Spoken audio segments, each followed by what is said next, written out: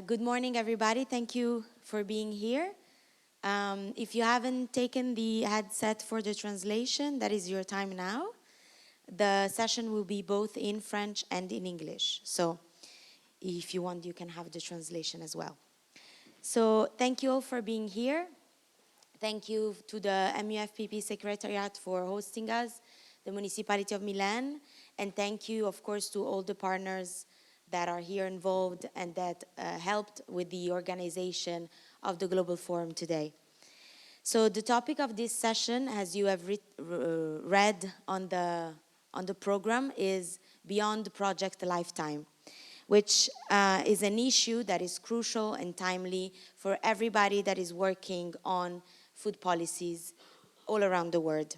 My name is Bianca Minotti, for those that do not know me. I work at Testa. We are a research, consultancy, and training center based in Milan, working all over the world. And together with my colleague Valerio Colosio from Fondazione Acra, we are here as partners of the AfriFood Link Consortium. Many of you are part of the project, but for those that are not, AfriFood Link is a European Horizon project that is led by an African organization that is ICLEI Africa, that involve 15 African cities and 5 European cities on the topic of local and urban food policies, with a mix between research, innovation, practice that is very, very interesting. From day one of this project, we have been talking about the future of our project on the different cities and on the different territories. And from day one, we have been discussing about how to transform the best practices, the pilot projects that we are implementing inside of AfriFood Link, into how to transform those into actual policies and into programs that will last beyond the project lifetime. Being able to go beyond project lifetime means to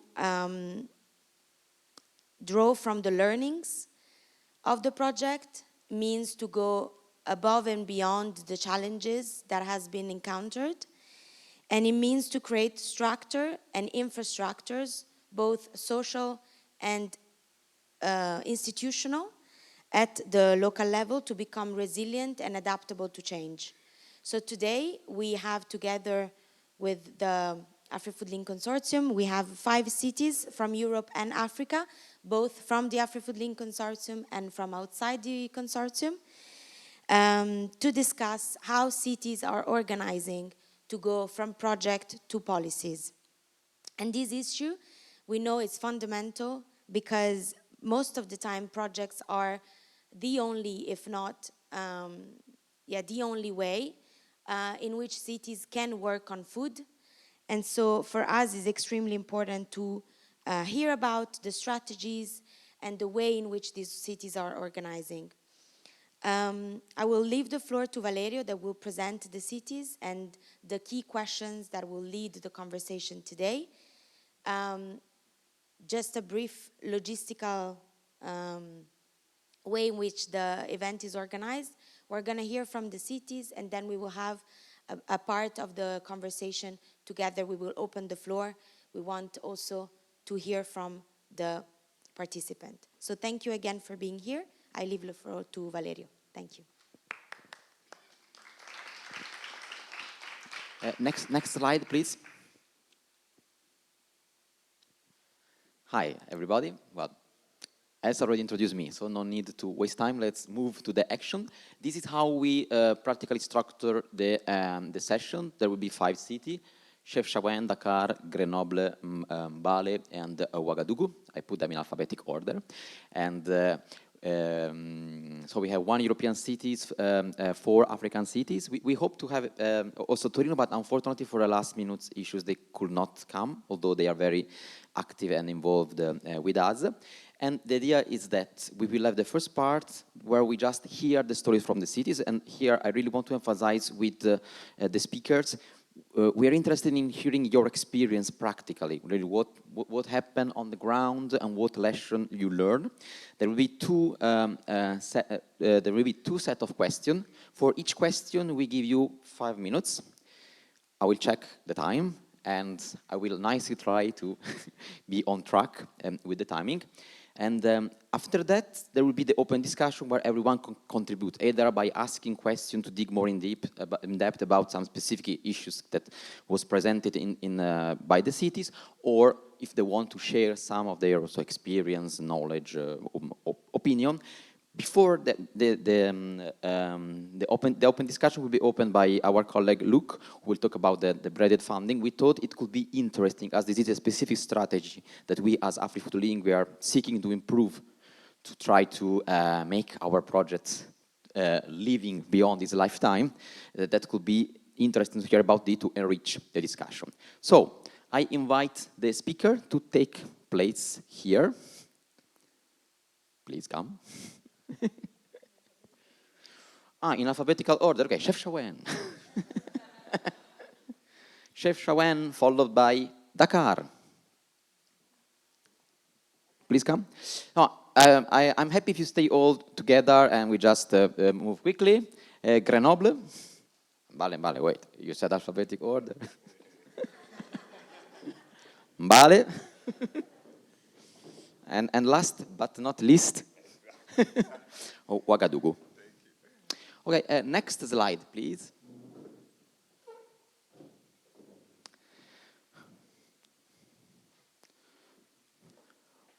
Okay, so we can do the first round. We start from here, and the second round we start from there. So, sorry.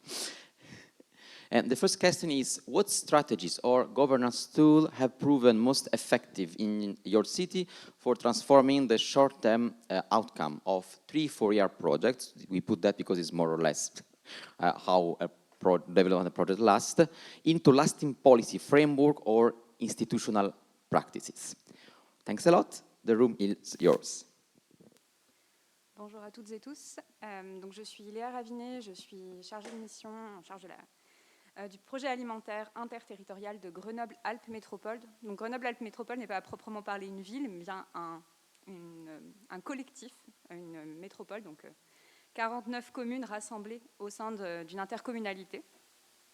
Grenoble-Alpes Métropole était l'une des 11 villes métropoles partenaires du projet européen Horizon 2020 Food Trails, dans le cadre duquel nous avons eu l'opportunité de travailler sur la mise en place d'une politique alimentaire. Donc, en l'occurrence, pour nous, ça aurait été une politique agricole et alimentaire à l'échelle de la métropole.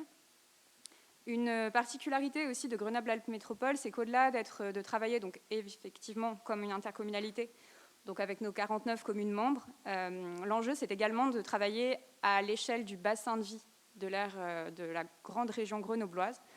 Donc à l'échelle du bassin de vie, c'est-à-dire à la fois l'aire de consommation que représentent les aires urbaines et périurbaines et les aires de production, pour être un peu caricatural, que sont les aires rurales alentours. Donc on a mis en œuvre depuis déjà maintenant 6 ans un projet de coopération qui s'appelle le projet alimentaire interterritorial et dans le cadre duquel nous coopérons avec 9 autres acteurs, des intercommunalités, des territoires alentours, mais également la Chambre d'agriculture qui est la chambre consulaire dédiée à ces questions-là. Globalement, ce qui a été marquant pour nous à travers le projet Food Trails et puis sur les dernières années, c'est qu'on a travaillé et à l'échelle de ce projet de coopération et nous en interne à l'échelle de la métropole pour définir une stratégie agricole et alimentaire. Donc ça, grâce à l'appui de l'Europe, grâce à l'appui de l'État français également. On a eu des moyens pour faire, donc ça nous a permis de bénéficier aussi de ressources plus conséquentes sur cette période-là, donc 2020-2024.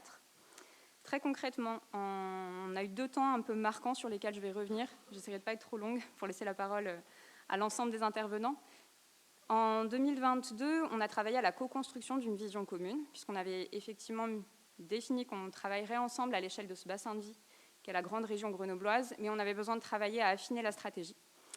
Donc très concrètement, on a bénéficié d'un appui sur cette période-là, pour définir une vision commune à moyen long terme, c'est-à-dire à horizon 2050.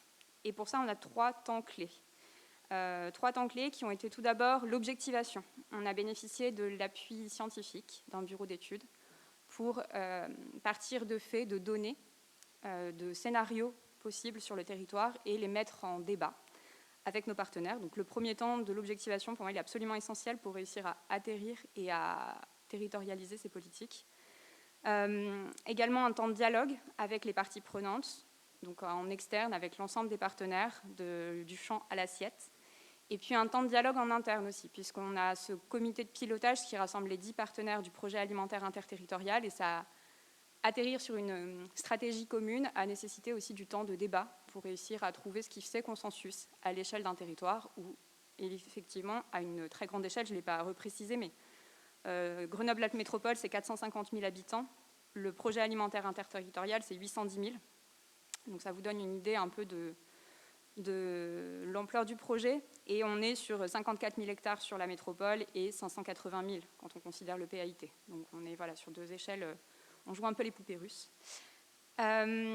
Donc ces temps de dialogue étaient essentiels. Et enfin, on a aussi besoin d'un temps de formalisation et de partage, de faire en sorte que cette vision commune, on la partage au sein de chacune des structures partenaires. Et plus globalement, qu'on travaille aussi à des outils pour la communiquer à nos parties prenantes et éventuellement, dans certains cadres, à des citoyens intéressés, etc. Donc ça, on y a travaillé aussi. Et ce partage d'une vision commune à l'échelle de ce grand territoire qui fait sens par rapport au système agricole et alimentaire de la grande région grenobloise, ça nous a aussi permis d'avoir un premier cadre pour la stratégie agricole et alimentaire métropolitaine. Et là, grâce à Food Trails, puisque c'était un des livrables de ce projet, on a travaillé à la définition d'une feuille de route agricole et alimentaire. Le alimentaire, c'était une nouveauté pour nous. À l'échelle de la métropole, donc en associant l'ensemble des services qui, d'une manière ou d'une autre, travaillaient sur l'alimentation. Donc on a travaillé avec les collègues de l'économie, avec les collègues du social, enfin vraiment avec un grand nombre de départements. Donc voilà, pour moi, il y a eu ces 2 temps structurants qui sont absolument essentiels et qui nous ont permis d'aboutir à une politique agricole et alimentaire. Merci.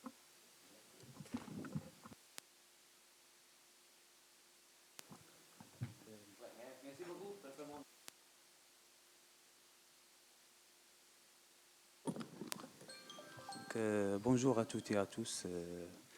C'est un honneur pour moi aujourd'hui de présenter la ville de Chefchaouen.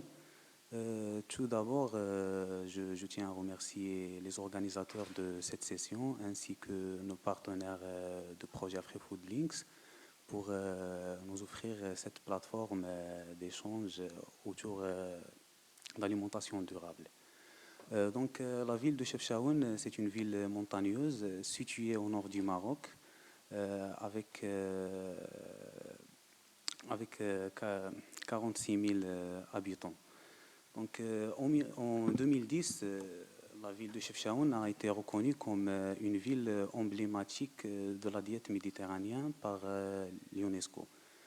Et pour valoriser cette reconnaissance, la ville a adopté un plan d'action de la diète méditerranéenne. Un plan d'action de la diète méditerranéenne qui s'articule autour de 4 axes stratégiques. Premier axe, c'est la préservation et valorisation du patrimoine culinaire, agricole et culturel. Le deuxième, c'est le renforcement des capacités locales, la sensibilisation et la communication et la bonne gouvernance. Donc, ce plan, en cohérence avec notre plan stratégique, comme le plan d'action communal et le plan climat, donc, permet à institutionnaliser la diète méditerranéenne dans la planification, ainsi que la création de la maison de la diète méditerranéenne.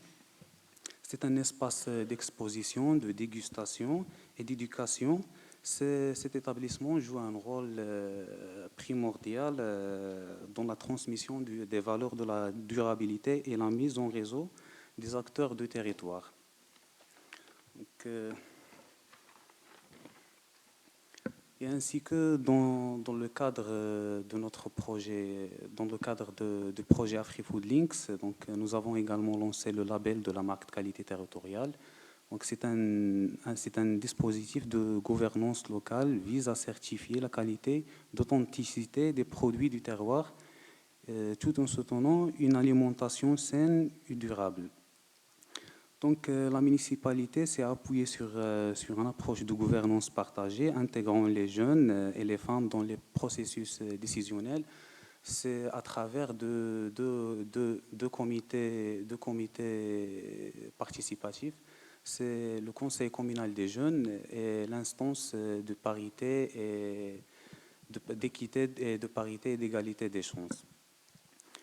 Donc, cette inclusion a permis d'assurer la continuité des politiques publiques au-delà des cycles électoraux des projets. Donc, et merci.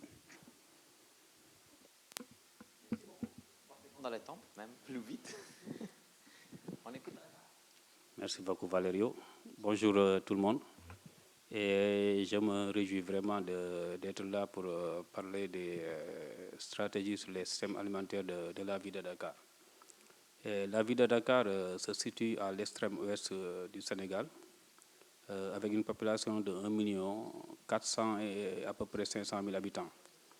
Mais je me permettrai de faire un petit rappel historique sur la situation démographique de la ville de Dakar.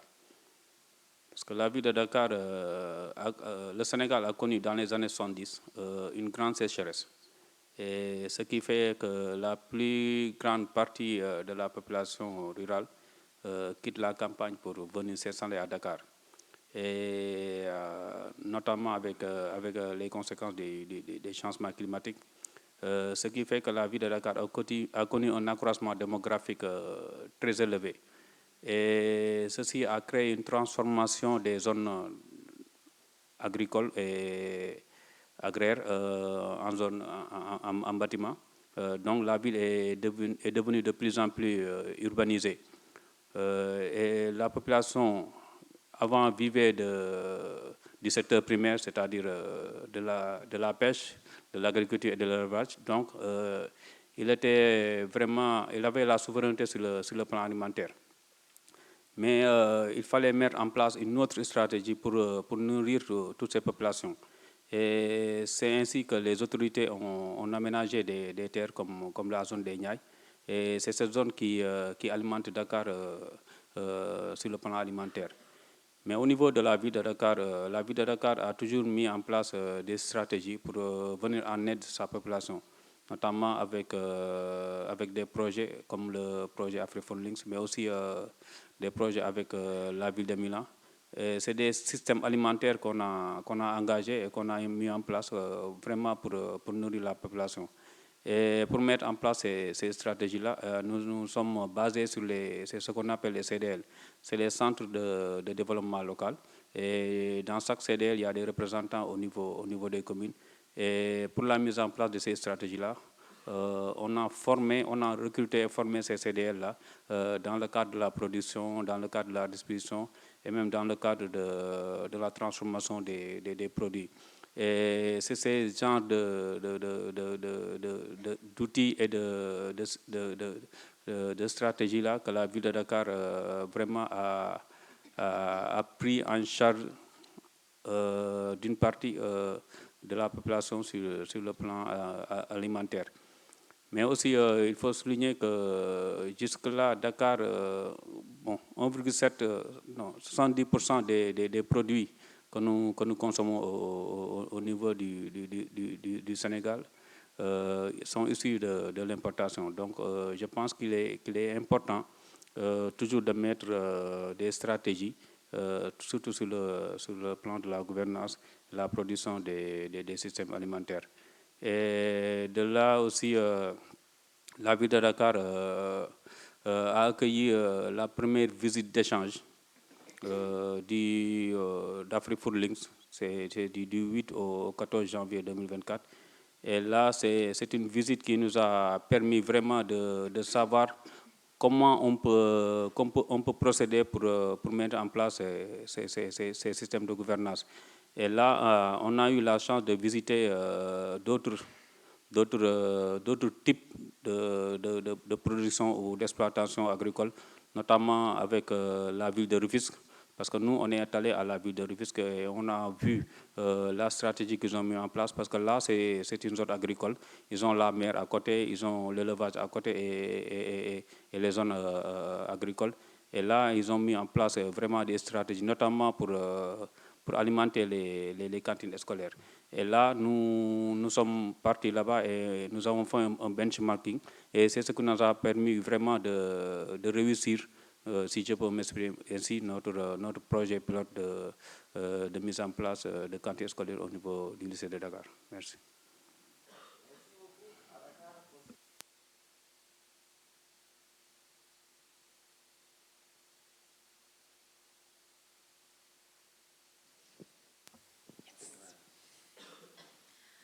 Thank you so much. It is a pleasure to be with you this morning. My name is Nambiru Halima. Is it full? Oh, okay. Hello, is it okay now? Oh, fine. Thank you so much. It's a pleasure for me to be here this morning. My name is Nambiru Halima. I'm the Principal Agriculture Officer for Mbale City and a focal person for AfroFood Links projects in Mbale City. Yeah, in Mbale City, the strategy that have proven to be effective is multi-stakeholder innovation platforms using governance. We have two governance levels there, the Food Parliament and then the Food Council. This strategy has helped us to bring on board several stakeholders that are involved in the food system, from the market vendors, the consumers, the policymakers, the technical staff, and everyone in the food system. This platform brings together all the stakeholders to discuss what is key and what is affecting the food system of Mbale City. And this brings out issues of concern, and they co-create the solutions that can uplift the food system of Mbale City. One of that was during our discussions, we found that food safety was a very big issue in Mbale. And there we came up with around 4 solutions. One was to come up with the food safety ordinance, which is now in the last stages to be out. And then we also identified the abattoir. When we discussed with the stakeholders, we found that the abattoir was not befitting and the meat we were eating was not safe. Through that, we came up with the idea of renovation and uplifting the status of the abattoir, which is now better, and the slaughters have increased from the previous 2 to now 15, going to 20. All these have been embedded in our work plan. Like, it helped us to map who are our stakeholders, whom should we look for, who can support us, like take our food system to another level. So multi-stakeholder innovation platform also brought together interdepartmental collaboration. Previously, departments were working differently, trade, production, but through this multi-stakeholder innovation platform, it brought together the heads of department in Mbale City to think together and think about food in this time. It was a time that all of us would sit in one room and talk about food. Who should do what to improve the food system? You find the health team, we see what can they do on their part. The production department, what can you do? The markets. And that one brought ideas, and then we together developed ideas that were incorporated in our 5-year development plan that is going to run for the next 5 years.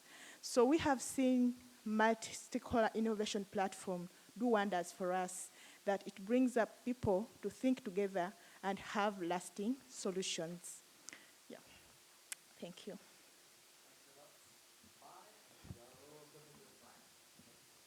To be nasty with anyone, great.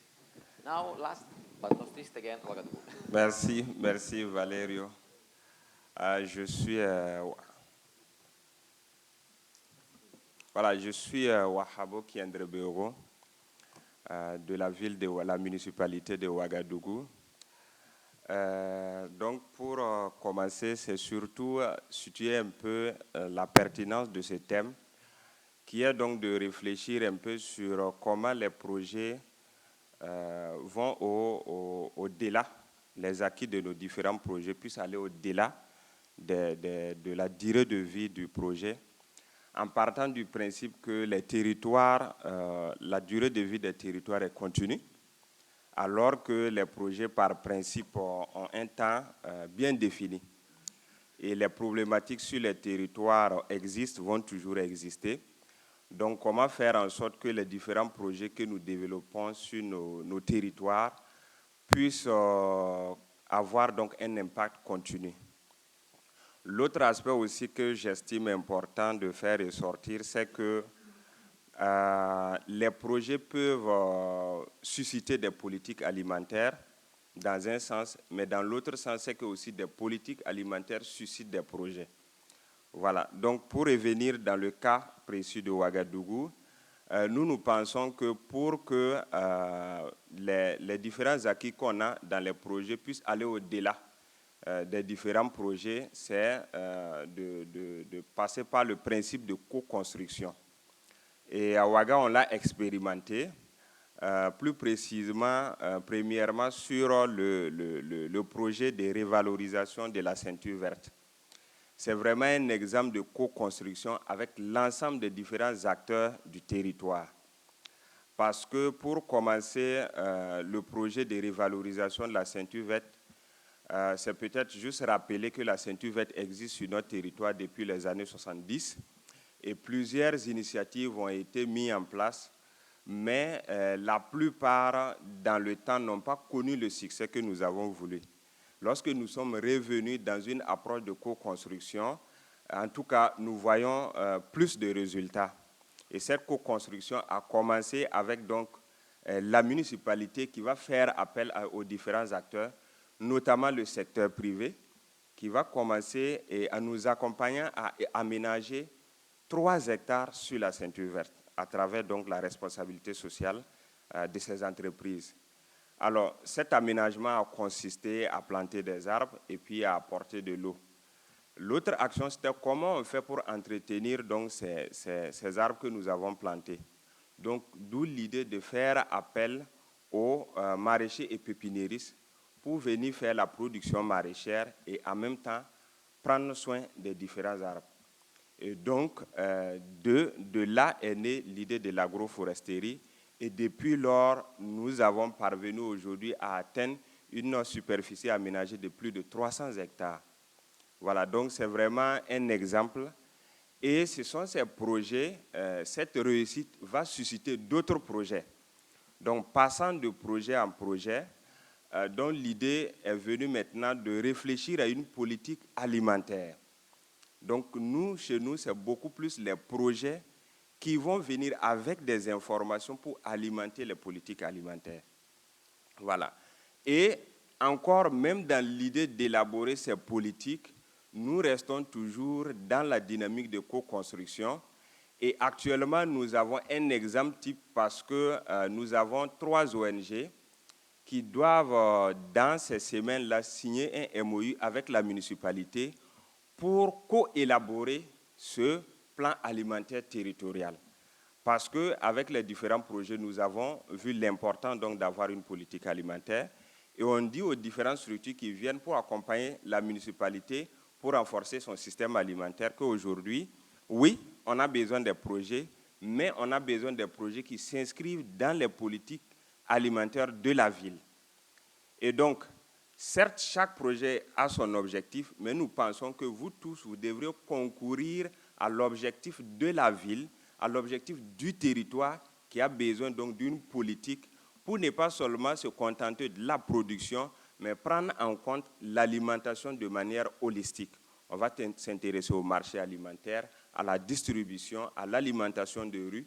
Voilà. Donc, pour nous, pour que justement les différents projets et nos actions puissent aller au-delà des projets qu'on a, il faut inclure toutes les différentes parties prenantes du territoire. Et donc, ce que nous avons évoqué sur la ceinture verte, il est valable aussi pour l'exemple que nous avons avec AfriFoodLinks, qui va mettre en coordination le monde de la recherche, les marchés alimentaires, les producteurs sur la ceinture verte, la municipalité, qui reste aux côtés de tous ces projets pour avoir, au fur et à mesure, toutes les connaissances qui sont générées dans ces différents projets pour être sûr donc de pouvoir les pérenniser. Surtout que la plupart de ces projets sont des cas pilotes pour donner de l'information pour une mise à échelle. Donc, c'est vraiment le mot-clé, la co-construction sur les différents projets pour assurer une pérennité des différents acquis que nous avons sur notre territoire.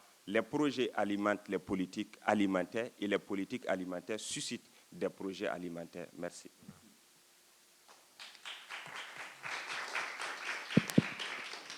Okay, thanks a lot. I think it was a very, first of all, congratulations. You all respected the time. Even Wahab, who likes to talk at the end, managed to stay. And that was great. And it was also very interesting to see how, like, you explained the context of your city. You brought a bit, you brought us a bit into the city, into its problem, and how, like, you have to write and implement project according to a specific problem, and how you try from that to develop policy. I think it was very nice and interesting, and we saw different problems, different solutions, but in a similar framework. And now, next slide, please. Yes. So now we try to dig a bit more into like the drivers, the stakeholders, the actors that are in the city that you had to deal with. So I read the question and then I leave you the floor again.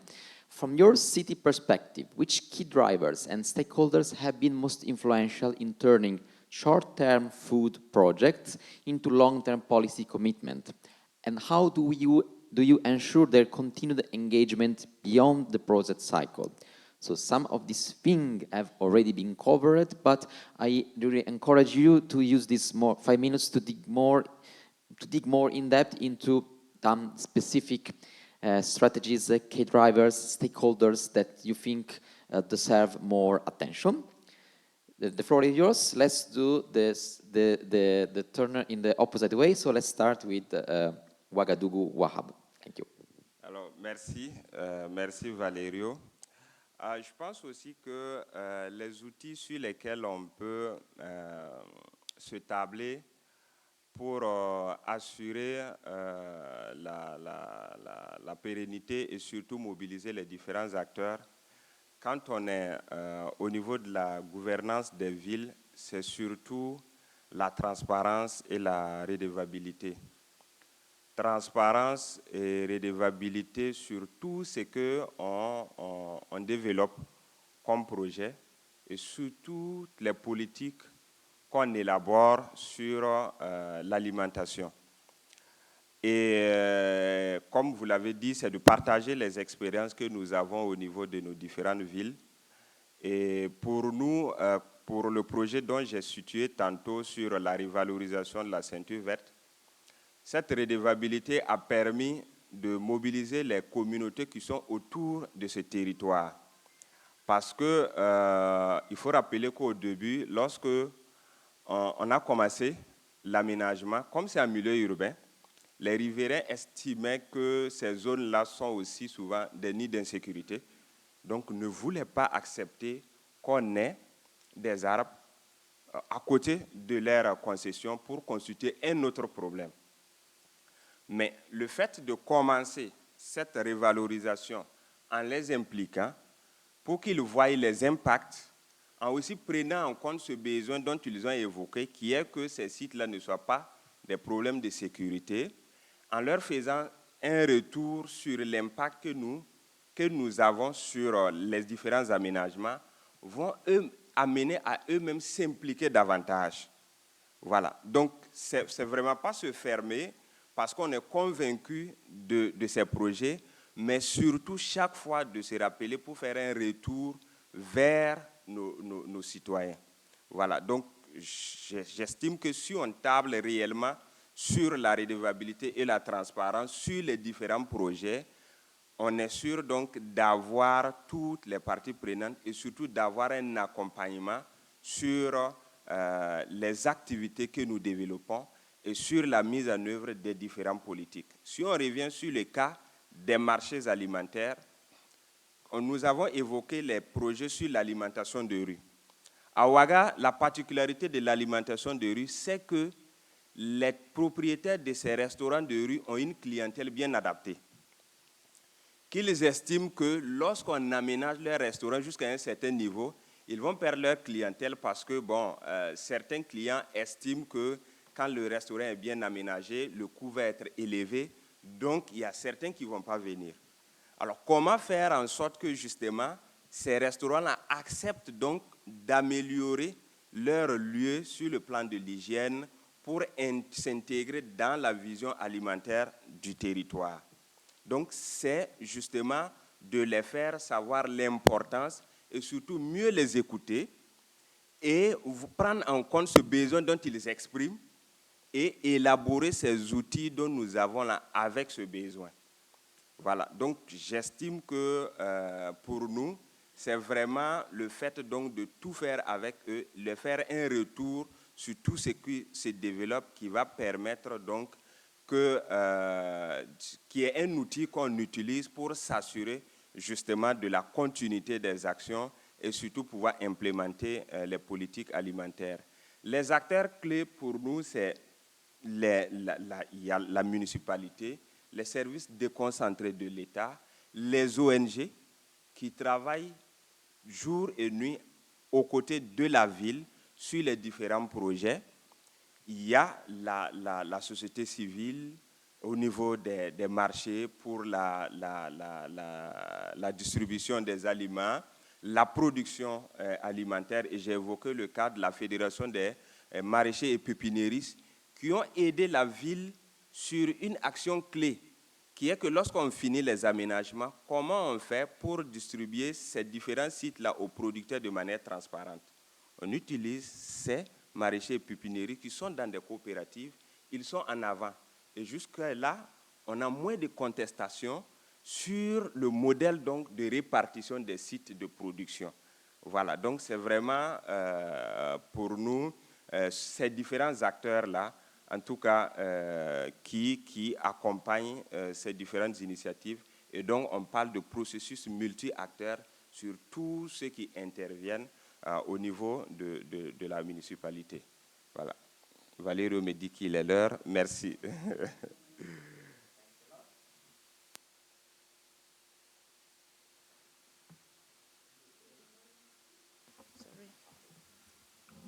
In Mbale City,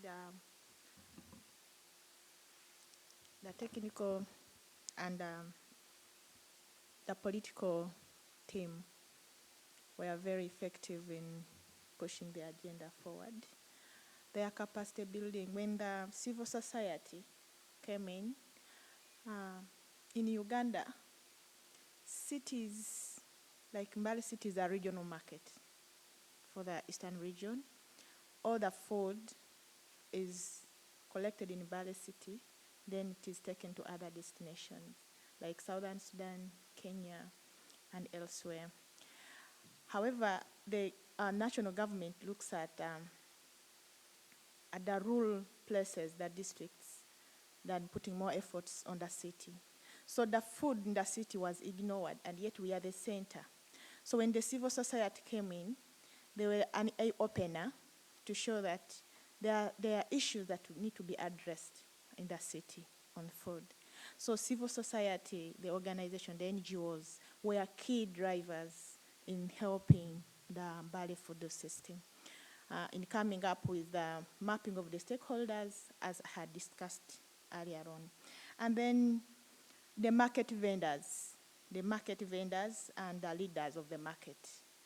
When we did the capacity building of these teams, they were our drivers to demand for quality from the farmers. And that somehow improved the safety of the food that we're getting. Before, farmers could spray the tomatoes before they bring to the market. Like you see, the chemicals there. But when we trained the vendors, they now demanded for tomatoes, vegetables which were not sprayed, and that improved the safety of our food. And then the media and advocacy, it was there to publish whatever we're talking on WhatsApp platforms, whatever activity we could do, what would come up, what are we going to do next. And that would bring in other ideas from other communities which may not be part of the MSIP. So that one also took our campaigns further beyond the city. Yeah. And what we look at that can keep this beyond the life of the project is putting everything now in our development plan so that the city can find some little resources to facilitate what the civil societies have brought on. They have opened our eyes. Yeah, we see this is a need. So we need also to plan for the same in our departments to make sure it continues to go.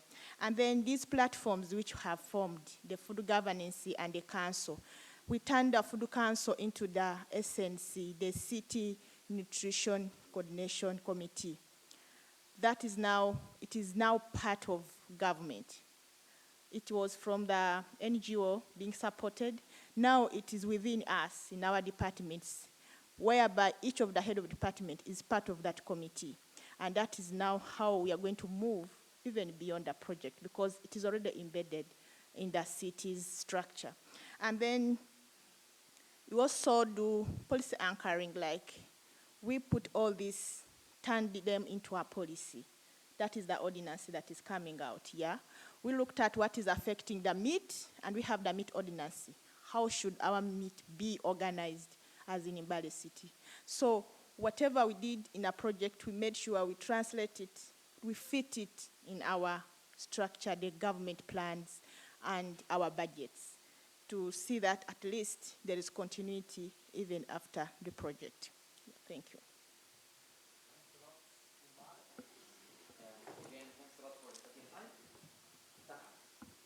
Merci beaucoup, Valerio, et félicitations pour la pertinence de la question. Et nous sommes tous convaincus que pour la mise en place de projets ou de stratégies agricoles, il faut une bonne approche sur le plan communicationnel. Et c'est là où l'intervention ou la participation des parties prenantes est intéressante quand même. Parce que dans le cadre de notre projet d'agriculture urbaine, que je veux toujours citer, le microjardinage, nous avons organisé une organisation fêtière. Nous avons mis en place une organisation fêtière qui implique toutes les organisations communautaires de base de la ville, notamment les associations sportives et culturelles, les délégués de quartier qui sont les représentants du ministère de l'Intérieur au niveau des quartiers. Il y a ce qu'on appelle les Badienegor, c'est des femmes, mais c'est des relais aussi de la collectivité, les associations de jeunes, les imams et les conseils de quartier aussi. Et tout ceci a fait qu'aujourd'hui, on parle toujours de l'agriculture urbaine au niveau de la ville de Dakar. Parce que pour assurer la pérennisation, nous avons organisé dans les 19 communes des centres de formation. Et ces centres de formation sont gérés par l'organisation fêtière. Ce qui fait que la ville de Dakar les a accompagnés et a mis en place des moyens logistiques. Et jusque-là, on parle aussi d'agriculture urbaine parce que aussi la population s'est appropriée du projet parce que dès le départ on les a impliqués et avec une gestion inclusive et participative. J'ai parlé tout à l'heure des CDL, des communautés de développement locaux, parce que ce sont ces acteurs aujourd'hui qui non seulement bénéficient de ce projet-là, mais aussi qui en trouvent d'autres de rentabilité, par exemple, parce que actuellement on parle même plus de ce projet-là, mais les gens sont organisés et ont mis en place ce qu'on appelle une économie sociale et solidaire, parce qu'à travers ces organisations et ces associations qu'on a mis en place là, ils se sont organisés, ils ont mis en place des systèmes de tontine. C'est un système d'épargne qui permet vraiment de refinancer et de redémarrer leurs activités, hormis même du programme de microjardinage, avec d'autres activités, notamment avec la vente d'arbres fruitiers, d'arbres ornementaux et de formation même privée dans les maisons. Et tout ceci pour dire que l'implication ou la mise en place des parties prenantes est très importante. Et souvent, c'est ce qu'on néglige pour la mise en place des projets. Mais c'est important sur le plan de la communication, de les impliquer dès le départ pour assurer une acceptation sociale du projet. Parce que sur le plan social, il faut quand même que la population s'approprie du projet pour assurer une pérennité ou dans la durée, une durabilité du projet. Et pour parler aussi de notre cas pour le programme d'alimentation scolaire, là, nous avons trouvé sur place ce qu'on appelle le gouvernement scolaire.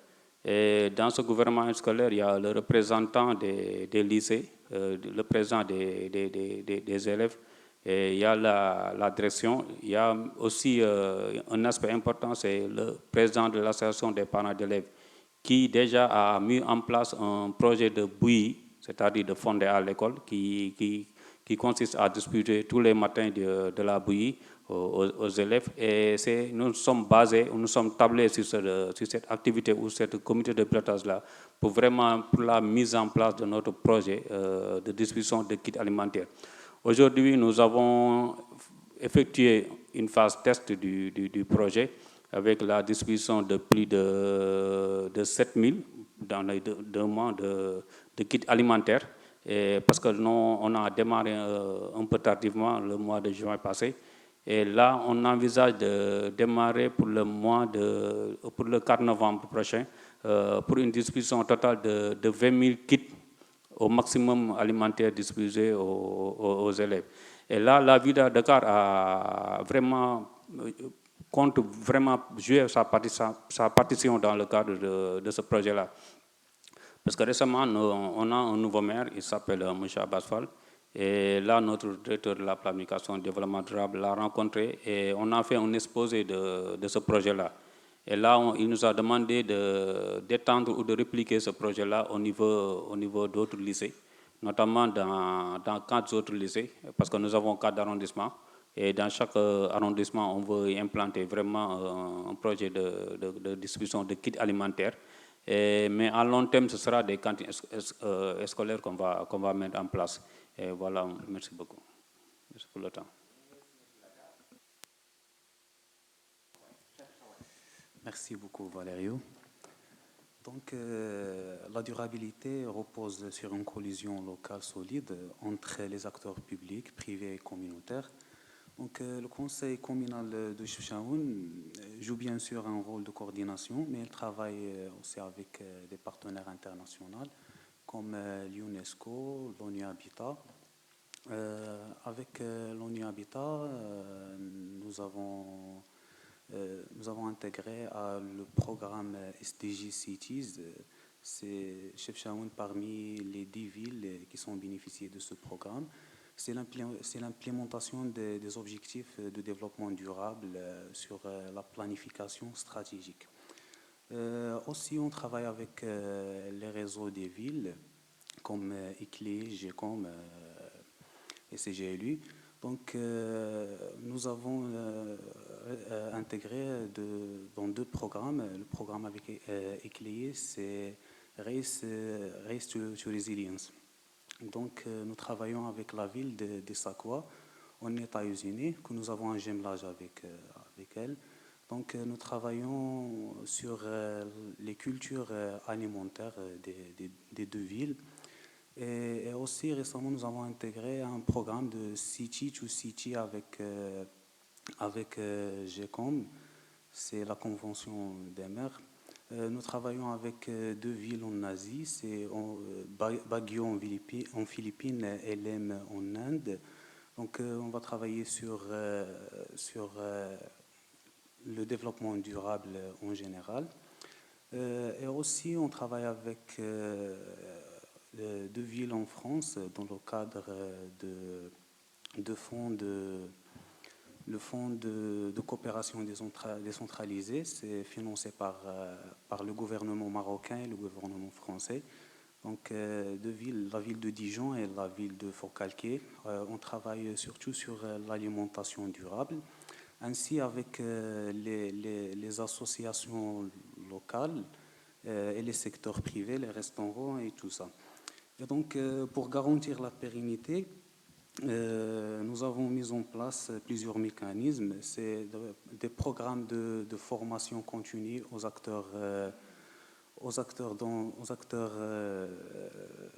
locaux qui travaillent sur l'alimentation, comme les coopératives agroalimentaires ainsi que les restaurateurs. Et aussi la maison de la diète méditerranéenne, donc, qui joue un rôle de plateforme permanente d'échange et coordination. Pour nous, je pense les clés de la durabilité résident dans la continuité institutionnelle et la participation citoyenne et l'ancrage culturel. Donc, nos politiques alimentaires s'inspirent de la diète méditerranéenne, non seulement comme un modèle nutritionnel, mais comme une philosophie de la vie. Donc, celle de l'équilibre, du partage et du respect de la nature. Donc, très restreint. Merci.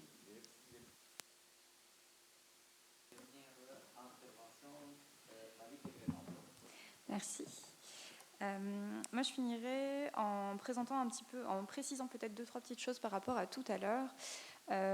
Vous redire que tout d'abord, dans la gouvernance de notre stratégie agricole et alimentaire, on a 2 petites particularités.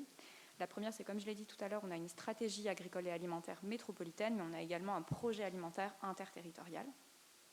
Et pour garantir la pérennité de l'un et de l'autre, l'enjeu, il a été de travailler côté stratégie agricole et alimentaire métropolitaine à une stratégie agricole et alimentaire qui couvre la fin du mandat actuel et le début du nouveau mandat, c'est une stratégie agricole et alimentaire, je ne sais plus si je l'ai dit tout à l'heure, mais qui couvre une période de 6 ans. Donc c'était aussi l'enjeu de travailler sur cette temporalité-là. On a également travaillé avec les partenaires du projet alimentaire interterritorial à la mise en place d'une convention de partenariat pluriannuelle qui permet là aussi de pérenniser les actions communes que l'on mène.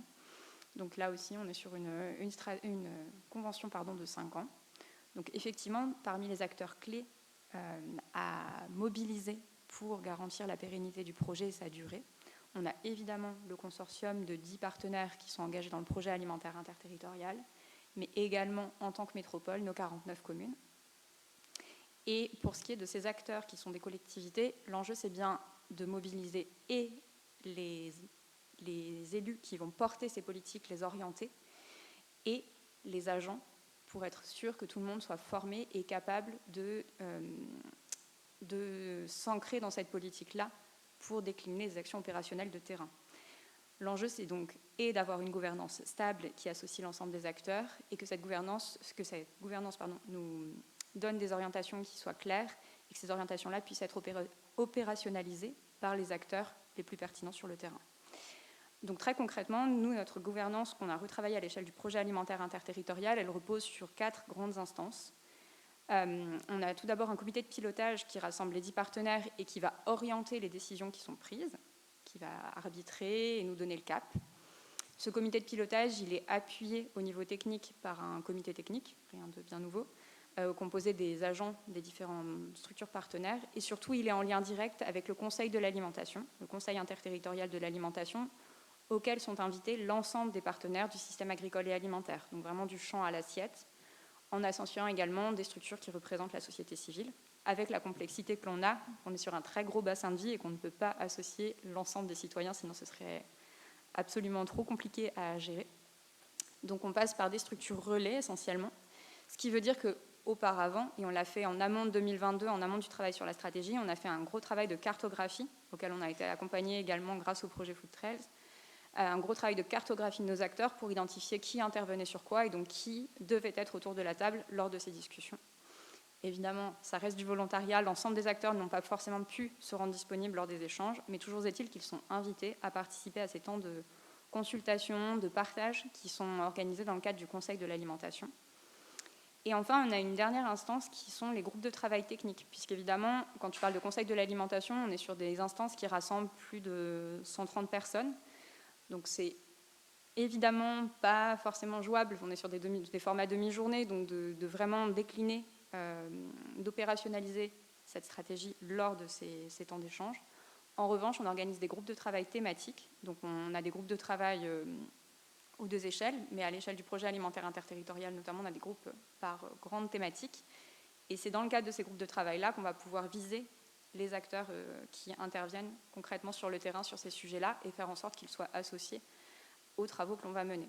Donc ça peut être dans le cadre, par exemple, de travaux sur les changements de comportement alimentaire. On va associer évidemment tous les acteurs relais, donc les associations notamment qui sont présentes sur le territoire, mais également des acteurs économiques qui, à travers leurs activités du quotidien, donc qu'ils soient agriculteurs, commerçants, etc., vont agir directement sur le paysage alimentaire et finalement conditionner aussi en partie les choix alimentaires qui peuvent être faits.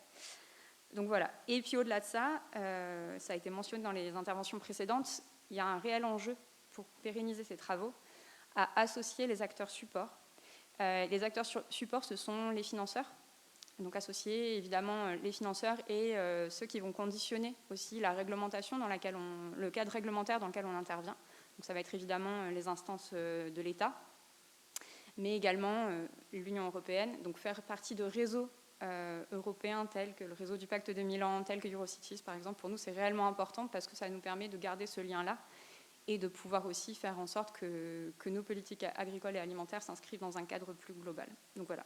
Et au-delà de ça, donc c'est les financeurs, les services déconcentrés de l'État, sont associés aussi à, par exemple, ils sont tenus au courant de ce qui se dit dans les comités de pilotage, ils sont invités à assister au comité de pilotage pour pouvoir aussi être bien conscients de ce qui se passe sur le terrain et pouvoir en tenir compte dans la mesure du possible, par exemple dans le cadre de dispositifs de financement.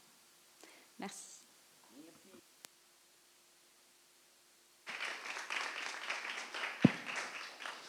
Okay, thanks. Thanks a lot. So the roundtable phase is finished. I think it was very, very interesting, very rich. There are really many elements to think about and discuss. We have a lot of ingredients. Now, the last ingredients we will add before this conversation is some explanation about the potential strategy we as AfriFood Link Consortium are thinking, that is the breaded funding. So I leave the floor to Luke, who is the project manager of the AfriFood Link project, to add this last touch of information strategies idea, and then the room will be open for your intervention. Thank you, Valerio, and thank you so much to the panel. I think it's always really inspiring to listen to this, and I think we need to celebrate how far we've come in a sense, and in a continent like Africa that's so rapidly urbanizing, and we're grappling with these urban food challenges of how we build a better urban food future today, and just hearing all the examples coming out, and I think so much around how we kind of get these things working longer term, and how individual projects and bits of research have come in to be catalytic of a county development plan or a new ordinance or a budget line that's now exists within the city. To me, are really, really positive signs that we're actually working this through, and we're not just creating cycles of project dependency. So thank you very, very much to all of you. So as AfriFood Links, we are sitting with a question in a way of how we look at this amazing work that's taking place in all of the cities, whether it's in Mbale around a particular issue on food safety, or in Wagga around supporting the kind of broadening out of Greenbelt work and those initiatives, and collect that together into a kind of wider national but also regional effort that transcends the specific city contexts and helps bring that into a continental shift in how we move and change things. And at the same time, we also want to ensure that we're finding ways to help the continuation of the work in each of those cities. So we've kind of 3 years into AfriFood Links now, and I think have built off 20 years of work that came before us. So this is a long relay journey, I think, amongst a lot of partners, a lot of research institutions. And we've had the privilege through AfriFood Links of starting to be able to knit these all together at a continental level. And what we would really like to think about looking forward is how we start building these out into national networks. So I think what we've done very well is building city networks and setting up the multi-stakeholder governance platforms and piloting innovation and getting research done at a city level. And we've built a continental network through peer-to-peer and city-to-city exchange, cities learning from each other. And I've had a lot of visits taking place over the last 3 years. Where I think from our perspective and through conversations with the network, we are now looking to push is how we bring in other cities within national contexts, so that ultimately we can have a stronger voice from local governments to national governments. Because project continuity, I think from our perspective, means connecting international budgets. It means unlocking private sector finance. But I think specifically on unlocking the national budgets, we need stronger voices from cities saying, here are the ways we're wanting to act on food, here are the ways we're needing to act on food, and here are the ways that we need to be investing in food systems beyond agriculture. And it's not to say that agriculture is not important, but I think there's a particular urban dimension that has been unrecognized in national funding budget line items so far. And I think for us, thinking about project continuity, that's really, really important. So as AfriFoodLinks, we've, in a sense, put together a braided funding strategy, and I can leave a few of these. I don't want to talk too much about this, because I know many in the room have heard this already this week. But essentially saying we want to develop the 15 cities we're working in, continue a relationship with them over the next 10 years. Systemic transitions take time. And so while an individual issue around food safety might have been identified, and there's now a new governance stakeholders coalitions around those, there's a continual way that we can kind of deepen and build into this. And our theory of change is really around building these national centers of excellence based on the cities we're already working in, and then inviting in new cities in each of those national contexts to join them. So essentially it's a vision to add another 45 cities to the AfriFoodLinks network, bringing us to a total of 60 cities. So we'll have 15 national networks, 60 cities in total over the next 10 years. And I've identified a series of 8 thematic braids, in a sense, which are issues which we've seen through the research we've been doing, through the pilots that cities have been requesting, and through the actions that have been gaining traction on the ground within cities that our consortium has said to us they'd like to take forward. So I suppose in a nutshell, that's the kind of broad strokes of what we're doing. I can leave some more information on the table here around this. But I think there was also a challenge that was posed to us yesterday in the African Regional Forum by one of the representatives from one of the cities, when we were talking about how we kind of grow and scale and move beyond these individual projects into a wider continental movement. And he said, well, you know, moving to 60 cities is just not good enough. You know, we're in a continent where the urban population is set to double. We're going to add as many people as they are currently living in Europe today into the African population over the next 25 years. I mean, the numbers are staggering. So when we're talking about moving to another 60 cities or growing from 15 to 60, he's like, that's just not good enough. And in a way, I agree with him, and I can't kind of argue his logic. You know, we do need to be doing a lot more. But, you know, we're looking at growing to 60 cities, and we know what it's cost us to get to where we are now, which was around 150 to 200,000 euros per city per year in terms of the total program costs. And 60 cities over 10 years then looks to us trying to raise $120 million, which is a lot of money. So our theory of change, and I think it's a discussion we all need to be having around the theories of change in our work. You know, what is a theory of change that works at a city level? And I think there's examples from Mbale, from elsewhere that are really great around that, around identifying a particular, very practical thing, whether it's around food safety or another very topical issue. Build the research, build a coalition around that, and address that issue. Show people you can do things, and then that triggers a broader momentum at a city level, you know.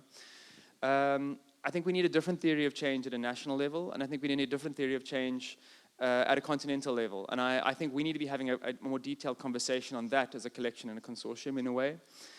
But I think the basic premise that we're working on now within our extension beyond our project lifetime is the idea that there's no way that we can be, you know, moving out our network to 4,500 cities. But what we can be doing is creating examples that inspire and show others what's possible, and make and create a sense of gravity that others are coming to us and saying, wow, that is really interesting, tell us what you've done and how can we learn from that. So I think we're taking this lighthouses approach of investing more deeply in getting a smaller number of things to work, and trusting in a way that will be the kind of example and role model to other cities at a national level and at a regional level. So I think it's an open discussion. I don't think we've got all the answers, but I do think we need to be thinking around those broader kind of theories of change at those three levels when we're thinking about our project continuity. Okay, thanks a lot, Luke. That was very interesting. Yeah.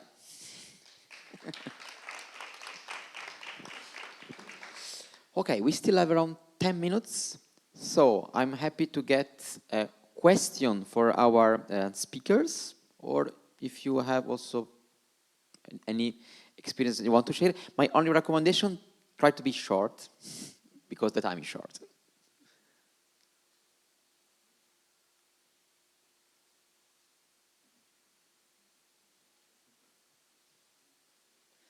Oh, we have a question. Hi, thank you, Valerie. It's not so much a question. I think I was just reflecting a little bit on. Sorry, I'm Tiago from ICLE. I was also part of the AfriFood Links project.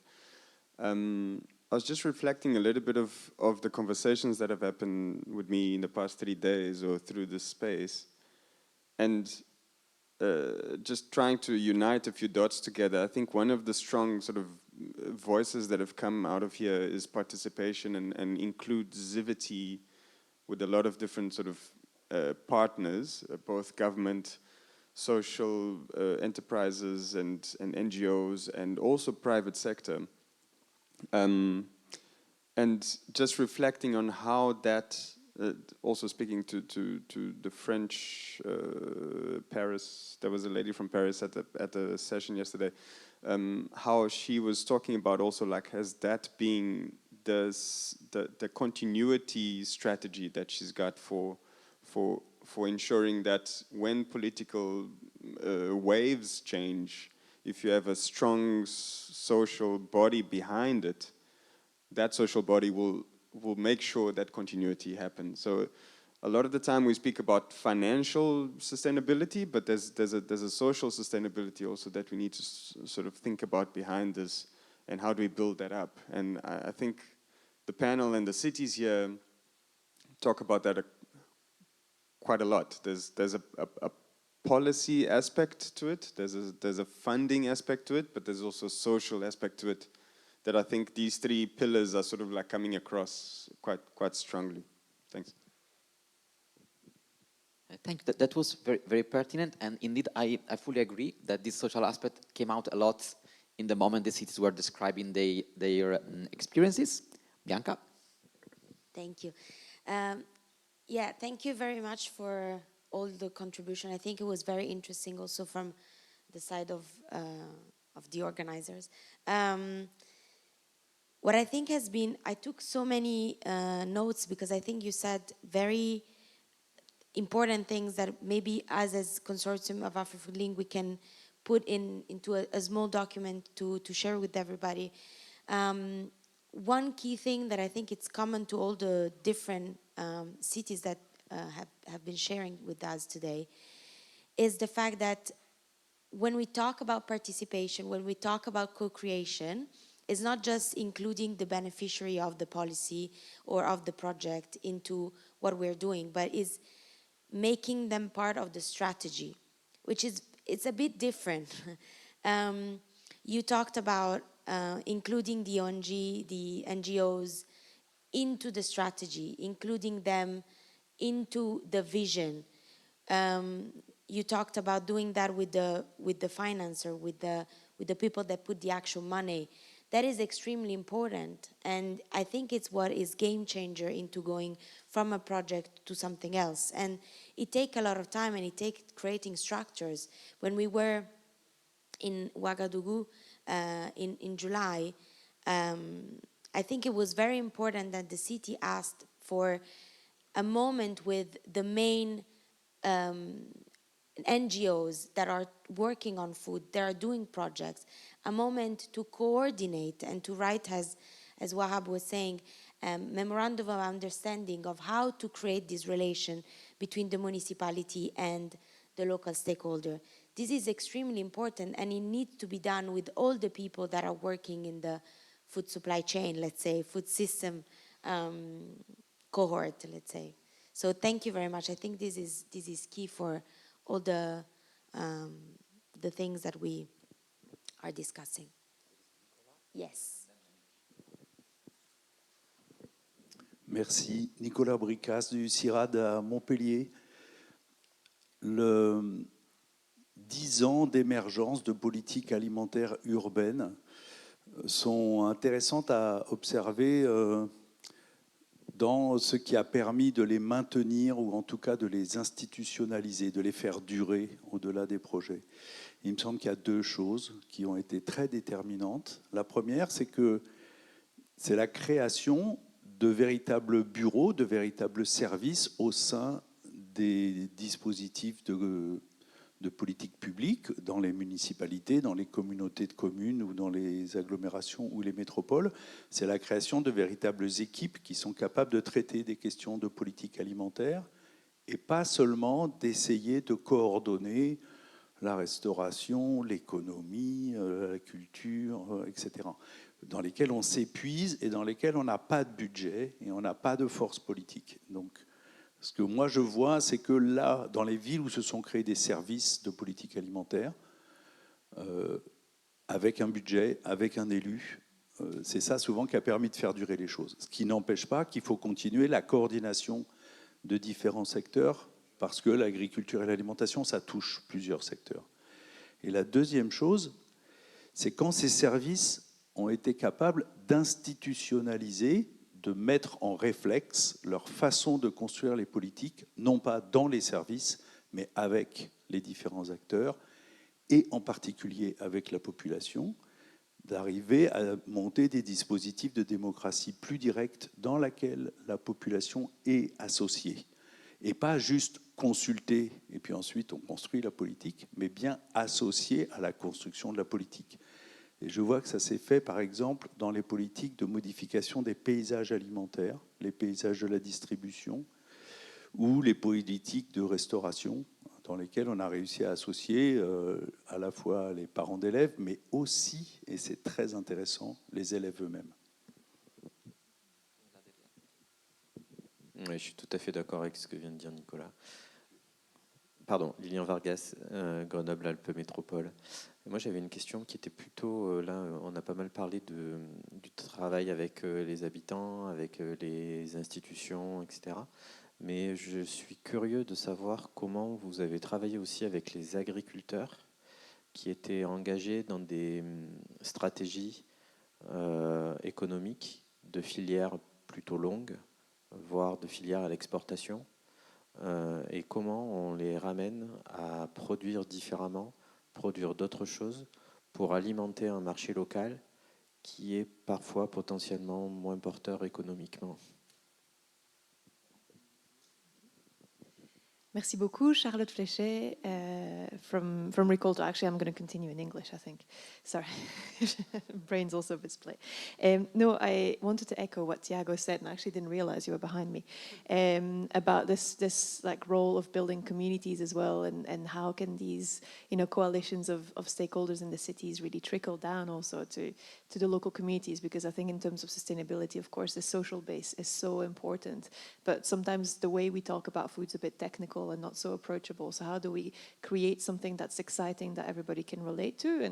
And I think that's something that I'm really interested in, and I'm curious to hear if any of you have actually put in place some initiatives to really engage with people in their daily lives, so that they can connect to this whole story that you're creating around sustainable food. That's the first thing that I wanted to hear about. And the second thing is, I thought it was very interesting that the representative of Grenoble also talked about the importance of taking part in networks. You mentioned Eurocities, for instance, and how this gives you an opportunity to give feedback about your experience as a local government in trying to transform your local food system. And I feel that at least at Ricolto, in the places where we work, mostly in Africa, that connection is often missing or is quite weak, and there isn't really a space for this dialogue to take place between the local governments and the national governments. Often it's the Ministry of Decentralization that represents the cities, but there's not so much of a direct voice from the cities. So that's something that also what Luke said resonated about the need for a new theory of change at the national level. And I think it would be very exciting to explore this with AfriFood Links.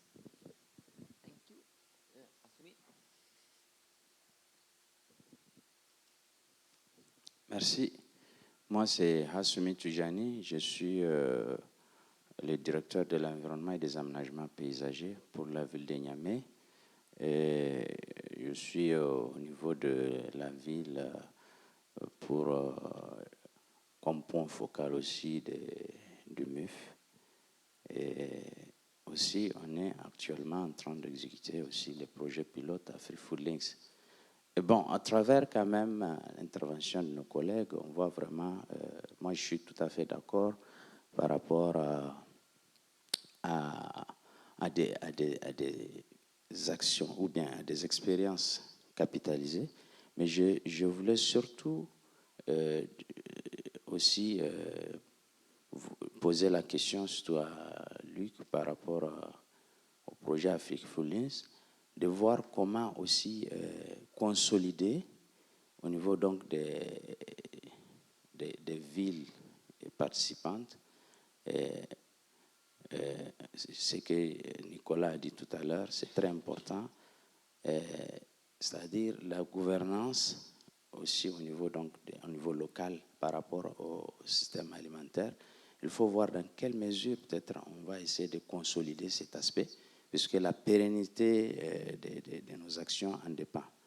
Donc je pense qu'il va falloir quand même, nous, au niveau des villes, et aussi vous, en tant que bailleur, de voir comment on va essayer de consolider cet aspect au niveau de nos différentes entités, pour que vraiment nos actions puissent avoir plus d'impact, puisque les villes n'ont pas les mêmes politiques, voir comment au moins harmoniser un peu pour que côté pérennisation des actions, on puisse consolider davantage. Je pense que ça, quand même, ça mérite d'être revu, puisque ce n'est pas à tous les niveaux que ce système a bien marché. Et je pense que pour question de solidarité aussi, pour relever ce qu'on a déjà acquis, il faut voir cet aspect-là, de faire peut-être des réunions, des ateliers, pour un peu impliquer tous les parties prenantes et les convaincre pour que les villes puissent prendre le lead de ces aspects-là. Merci. Thanks a lot. Now, there is just the very last intervention. I saw someone raise the hand, then we need to close, so I will do this. I take the last question, then we can do a tour from the panelists to answer this interesting question, and then we can go for the coffee break.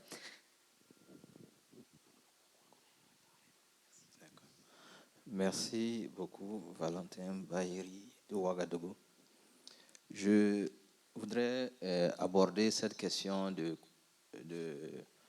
post-projet dans une logique de voir comment ces projets qui sont en cours peuvent s'ancrer de manière institutionnelle. Parce qu'un projet, d'abord, c'est une prise de conscience. Voilà, c'est un certain nombre d'actions que le projet permet d'implémenter. Maintenant, après le projet, comment nos villes doivent garantir qu'on a une durabilité. Donc, l'appui institutionnel des projets est important. Aujourd'hui, avec l'appui de l'ONG ACRA, avec l'initiative AfriFood Links et Ricolto, nous sommes en train de mettre au niveau de Ouagadougou un programme agriculture urbaine, voilà, qui est comme un bureau. Voilà. Et avec ces projets, nous avions sollicité un accompagnement en ressources humaines.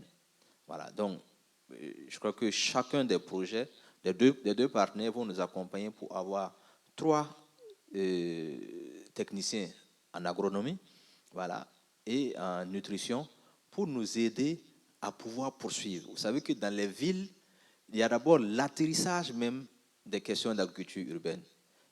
Une ville comme Ouagadougou, sur près de 2000 agents, près de 500 cadres, on n'a pas un seul cadre qui a les compétences agronomiques.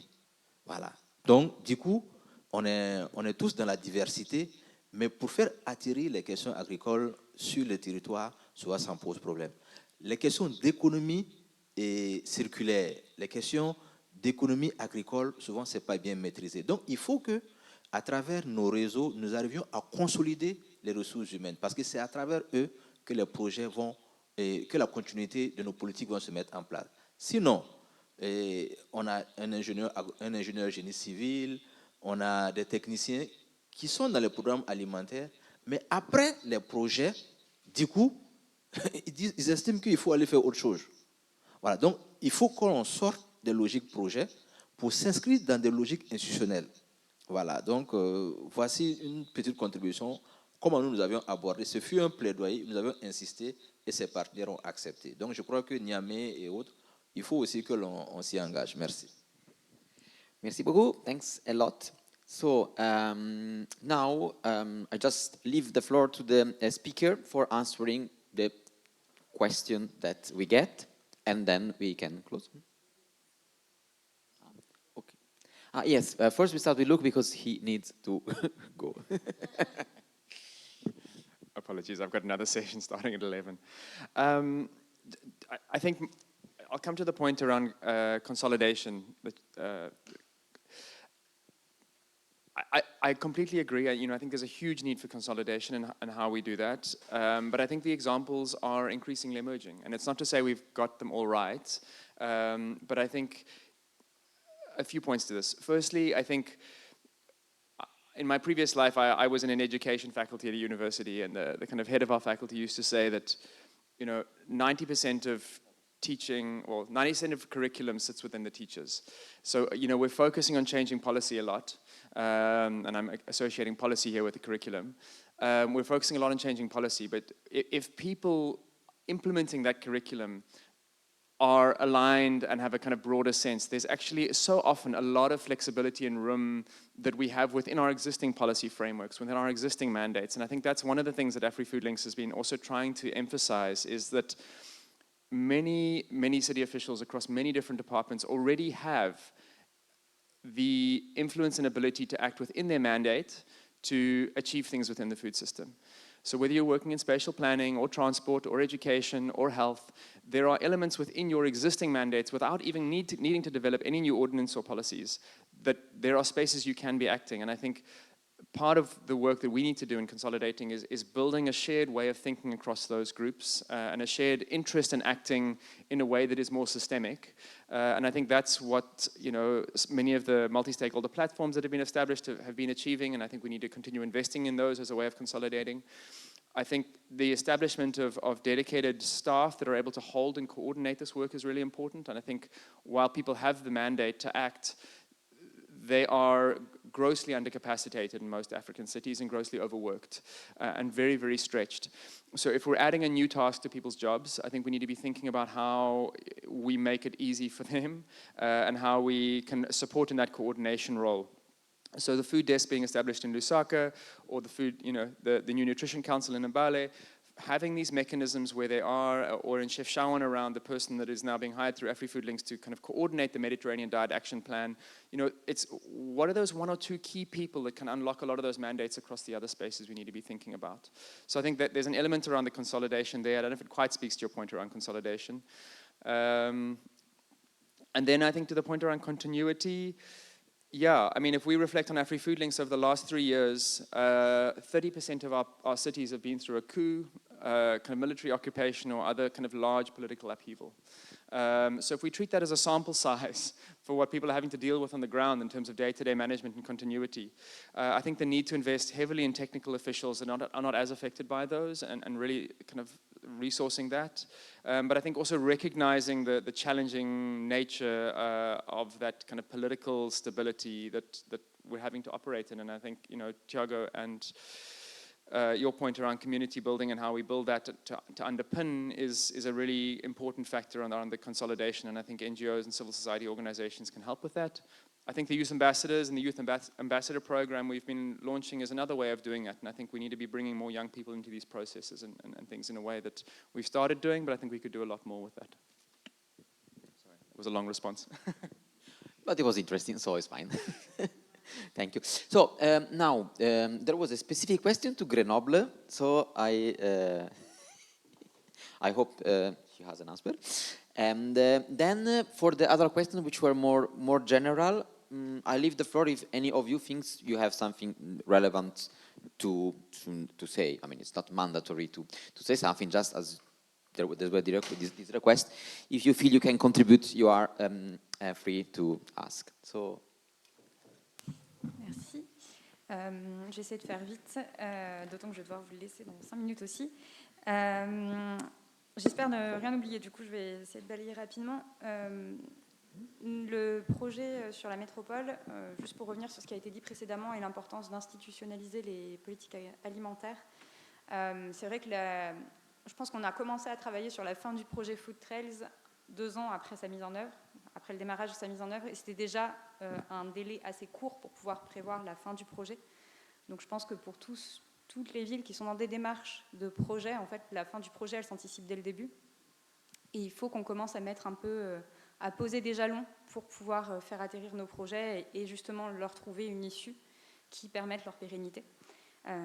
Donc on a travaillé la mise en place de conventions de partenariat, la recherche de financement, etc. Ça prend du temps, ça nécessite parfois 2 ans avant d'atterrir. Donc mon conseil, en tout cas mon retour, ce serait que plus on anticipe, mieux c'est. Que le travail en réseau, même si effectivement on est dans des situations où la décentralisation a toute son importance et chaque ville, chaque métropole va avoir ses particularités et sa façon de travailler. Pour autant, en travaillant en réseau, on réussit aussi à être plus fort, à se faire entendre et à s'inspirer de solutions qui ont pu être mises en œuvre ailleurs. On expérimente tous, on tâtonne tous un petit peu sur les politiques alimentaires et au plus on peut bénéficier de retours, mieux c'est. Donc voilà, je pense que ce lien au réseau, que ce soit des réseaux nationaux, internationaux, qu'importe, dans tous les cas, ça permet de venir nourrir nos politiques alimentaires. Et ces réseaux, ils ont une double importance. Ils ont une importance, je pense, politique pour se nourrir de ce qui se passe, technique pour réussir à lever certains obstacles aussi parfois. On a eu des retours très concrets dans les projets qui nous ont vraiment permis d'atterrir. Et sur la question de la connexion aux citoyens et du lien qu'on peut faire aux citoyens, ça c'est un vaste sujet, d'autant qu'on est sur des gros projets où on prend beaucoup de hauteur, donc c'est difficile d'atteindre vraiment la cible des citoyens. On a beaucoup parlé hier de travailler sur les récits. Il y a un réel enjeu, je pense, pour accompagner les changements de comportement alimentaire, entre autres, voilà, de récits. Un enjeu aussi d'associer les services de la participation citoyenne, si vous en avez dans vos villes. Je pense qu'on a beaucoup à apprendre en interservice sur ces sujets-là. Voilà. Je pense n'avoir rien oublié, j'espère. Yes, thanks. Thanks a lot. So, like the 2 other questions, just summarize as many things were said afterwards, were about like how to persuade agricultural producers to switch from sort of export-oriented production for money to producing for local market.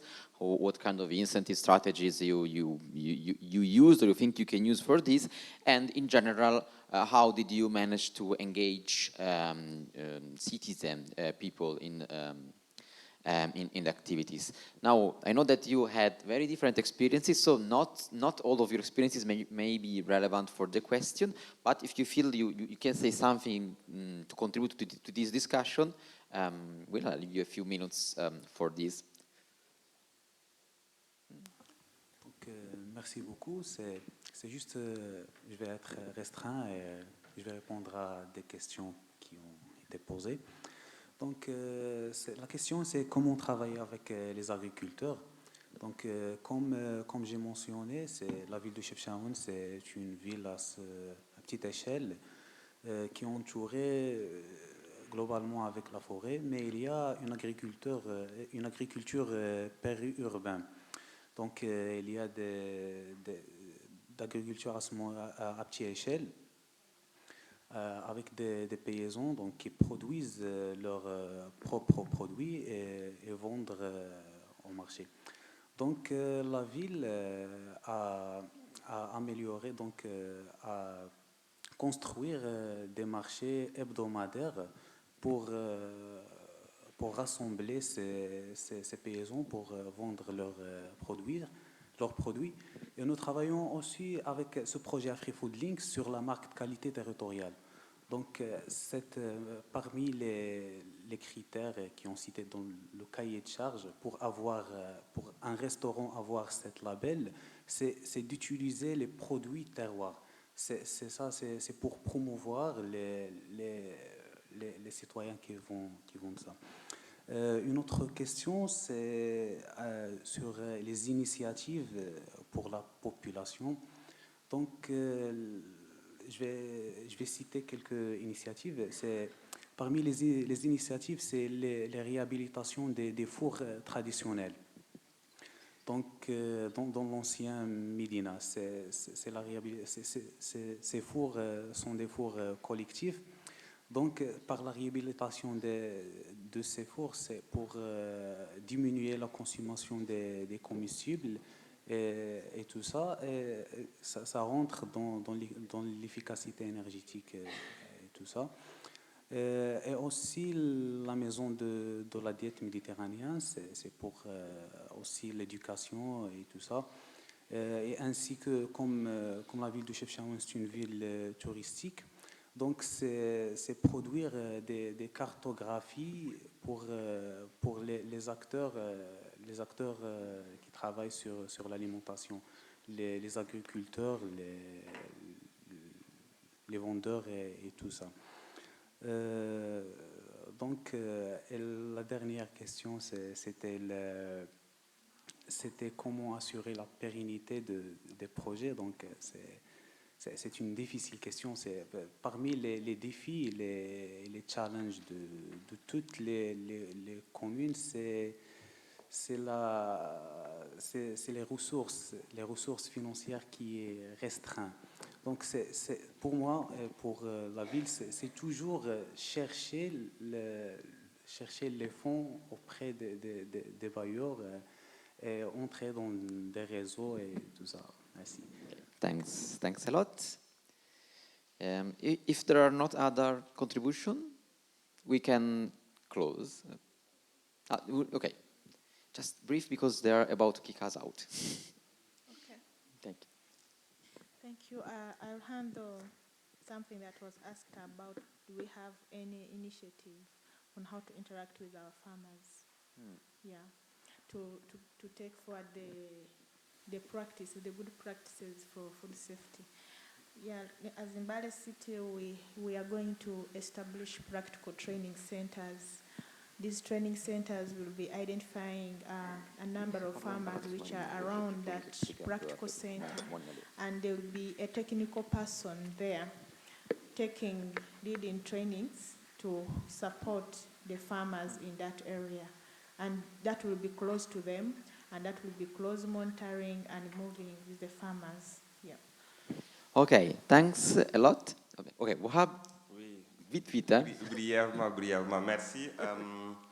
Et justement, par rapport à l'engagement des producteurs sur la question qui a été posée, je pense que chez nous, c'est un peu différent parce que la production agricole qui s'est faite dans l'agriculture urbaine et périurbaine n'était pas en grande partie destinée à des exportations à grande échelle. Néanmoins, comment on a fait pour avoir leur engagement, c'est que ils étaient dans des activités qui plus ou moins n'étaient pas trop reconnues sur le milieu urbain. Donc avec justement le risque à tout moment, ils puissent être amenés à quitter ces lieux parce que voilà, des projets de la municipalité pourraient arriver. Donc ils étaient conscients de ce risque-là. Donc aujourd'hui, le fait de l'engagement de la ville sur la promotion de l'agriculture urbaine et périurbaine les rassure en fait. Donc ça fait que tout ce qu'on leur demande et en termes de modèle de production, ils savent qu'aujourd'hui, voilà, en adhérant, il y a un engagement formel aussi de la ville à les accompagner et donc leur activité devient désormais durable. Et à côté de ça, il y a des activités de formation sur les modèles de production et même de structuration parce qu'ils sont organisés désormais en coopérative. Il y a une mise en collaboration avec des structures comme les centres d'accueil de personnes vulnérables pour que désormais ils puissent écouler leurs différents produits, les écoles pour la cantine scolaire et les différents événements que la ville organise. Donc, ils vont donner des espaces pour venir faire la promotion de leurs produits. Donc, il y a vraiment ce dialogue-là, un partenariat de gagnant-gagnant qui leur permet donc d'adhérer à cette politique-là. Voilà, merci. Thank you. Thanks a lot. I'm very short. I'm very sorry to cut this conversation because it was so engaging, so interesting. I think we will stay all day, but unfortunately we cannot. So let's just clap our speakers. It was very interesting.